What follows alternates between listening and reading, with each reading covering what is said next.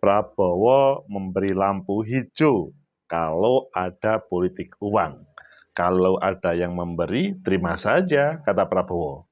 Bagaimana menurut kalian? Apakah ini pertanda Prabowo juga akan berpolitik uang, atau ya supaya yang bermain politik itu kapok, atau ini sebuah solusi dalam pemilu 2024? Bagaimana menurut kalian?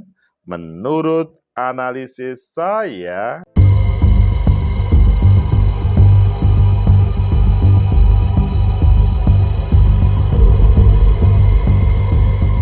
Assalamualaikum warahmatullahi wabarakatuh. Salam sejahtera untuk kita semua. Pecinta masa depan negeri, tegakkan kebenaran, lawan ketidakadilan. Politik uang yang biasanya menjadi daya tarik, maksudnya daya tawar seorang calon dalam kontestasi pemilu.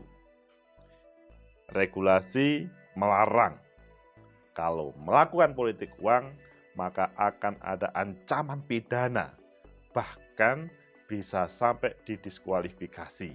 Tapi kata Pak Prabowo, ya kalau ada orang yang memberi uang, diterima saja, toh itu uang rakyat.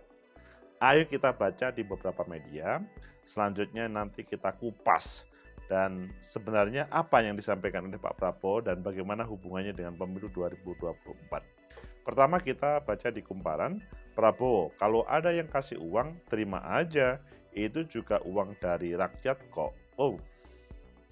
Kemudian di Kompas, Prabowo bicara soal money politik jelang pemilu 2024. Di Milad Ponpes, ora aji asuhan Gus Miftah. Kemudian di Detik, Gus Miftah dapat surat tugas dari Prabowo. Apa isinya? Atau sebetulnya lebih tepat itu yang judulnya ini, sederet janji Prabowo saat berorasi di Milad Ponpes Gus Miftah Sleman. Kalian memilih yang mana? Oke, kita pilih yang Kumparan, yaitu judulnya Prabowo, kalau ada yang kasih uang, terima aja, itu juga uang dari rakyat kok. Sebuah judul yang tentunya sangat berani, pasti mendapat respon bla bla bla bla. Prabowo Subianto hadir dalam acara Milad ke-11 Ponpes Ora Aji di lapangan Temanggal, Kalasan, Kabupaten Sleman pada Jumat. Dalam sambutannya Prabowo sempat menyinggung soal pihak yang bagi-bagi uang di masa kampanye. Tadi disampaikan Gus Miftah kalau ada yang mau bagi-bagi uang, terima saja, itu juga uang dari rakyat kok, kata Prabowo. Meski menerima uang tersebut, Prabowo meminta masyarakat tetap memilih berdasarkan hati nuraninya. Oh gitu. Jadi tetap diterima tetapi memilih berdasarkan hati nurani. Itu uangnya rakyat, kalau dibagi terima aja tapi ikuti hatimu, ujarnya. Pilih yang kau yakin di hatimu akan berbuat terbaik untuk bangsa, rakyat, dan anak-anak. Tegas baca pres dari Koalisi Indonesia Maju itu. Pernyataan Prabowo tersebut merespon sambutan yang disampaikan oleh Gus Miftah, pengasuh Ponpes Ora Aji, menceritakan kepada Prabowo pernah ada calon anggota legislatif DPR RI yang main politik uang. Oh. Coba, ini pelajaran, ini tahun pemilu. Saya itu tersinggung kalau suara rakyat dihargai murah. Ada caleg dari Jawa Tengah, nyalon DPR RI, mohon maaf Pak Prabowo, bikin amplop 20.000, ketangkap sama KPK, kata Gus Miftah. Masih teringat. Ini ingatan pada beberapa waktu yang lalu ketika ditangkap oleh KPK. Dia membandingkan dengan PSK yang tarifnya pun jauh di atas itu. Atas dasar tersebut, Gus Miftah mengungkapkan bahwa memilih di tahun politik harus berdasarkan track record calonnya yang baik. Ini apa? Maksudnya pengarahan atau tidak ini ya? Kalau milih bukan karena uangnya, tapi karena track recordnya betul, karena prestasinya betul, kata Gus Miftah. Di acara tersebut, Gus Miftah juga terang-terangan mendukung Prabowo di Pilpres 2024. Bahkan ada lagu yang berisi dukungan ke Prabowo yang dinyanyikan di depan ribuan orang yang hadir di lapangan. Terkait itu, Prabowo berterima kasih karena mendapatkan dukungan dari unsur kiai hingga banyak Gus. Saya terima kasih, terharu, tapi saya tambah semangat, kata Prabowo. Pecinta masa depan negeri, tegakkan kebenaran, lawan ketidakadilan. Inilah sebuah cerita yang ada di tempatnya Gus Miftah karena ada ulang tahun pondoknya Gus Miftah. Hanya fokusnya sambutan Pak Prabowo yang merespon sambutannya Gus Miftah bahwa politik uang itu seandainya terjadi diterima saja. Menurut analisis saya, pertama, bahwa politik uang itu menjadi problem bagi kita bersama kalau itu dibiarkan. Karena berbagai calon sudah melakukannya, ada yang menang, ada yang kalah. Selanjutnya nanti yang jadi kambing hitam adalah penyelenggara pemilu, pemilih ataupun lain sebagainya. Tetapi hal itu terus saja. Kalau menurut saya, apa yang disampaikan Pak Prabowo itu bisa saja menjadi edukasi pendidikan politik, tetapi bukan begitu caranya. Mungkin niatnya adalah untuk pendidikan politik, tapi bukan begitu caranya. Karena kalau ngomong berdasarkan regulasi, seharusnya orang yang berpolitik uang itu ditangkap dan dilaporkan, bukan diterima. Karena kalau ditangkap, kalau diterima, maka dia akan mengulang-ulang karena merasa aman dan bisa saja menang dan bisa kalah. Kalau menang dia celebration, tetapi kalau kalah dia akan menghujat siapapun, termasuk pemilih dan termasuk penyelenggara. Karena dia bisa, maksudnya sudah mengeluarkan sekian ribu amplop dengan nilai uang sekian rupiah, dan kalau kalah maka dia mengatakan penyelenggara pemilu tidak adil, penyelenggara pemilu tidak beres karena saya sudah mengeluarkan uang, tapi ada yang tidak beres dan itu yang saya katakan tidak beres. Jadi kalau menurut saya niatnya Pak Prabowo untuk edukasi politik itu baik, tetapi caranya yang kurang tepat. Caranya memberi uang itu, maksudnya menerima politik uang itu akan menjadikan semacam hukum baru bahwa itu boleh. Padahal seharusnya ditangkap. Kemudian yang kedua, politik uang, bagaimana cara menyelesaikannya? Kalau menurut saya, siapapun pelaku politik uang harus ditangkap, harus diproses, harus mendapatkan hukuman, supaya mereka tidak mengulang lagi. Mungkin alasannya, ini kan uang rakyat. Nah, kalau uang rakyat maka dia tidak berharap untuk memperoleh suara. Jadi harus dibedakan dong antara ini uang rakyat yang sifatnya memang seharusnya diterima, ataupun ini adalah terpaksa menjadi uang rakyat karena ada sesuatu yang diinginkan. Apalagi bisa-bisa ini menjadi bahaya kalau diambilkan dari keuangan negara. Coba bayangkan, seorang calon legislatif yang mengambil dari keuangan negara, itu kemudian dikatakan uang rakyat. Kalau menurut saya sangat tidak cocok ya. Karena kalau keuangan negara ya tetap keuangan negara, kembali kepada negara, bukan kepada pribadi. Kalau kembali kepada misalkan pembuatan jalan, jembatan, sekolah, itu adalah it's okay. Tetapi kalau diterimakan dalam bentuk uang, diterima oleh pemilih dan berpengaruh terhadap pilihan pemilih, ini membahayakan. Tidak berpengaruh terhadap pemilihan pemilih pun itu tetap membahayakan. Kemudian yang ketiga,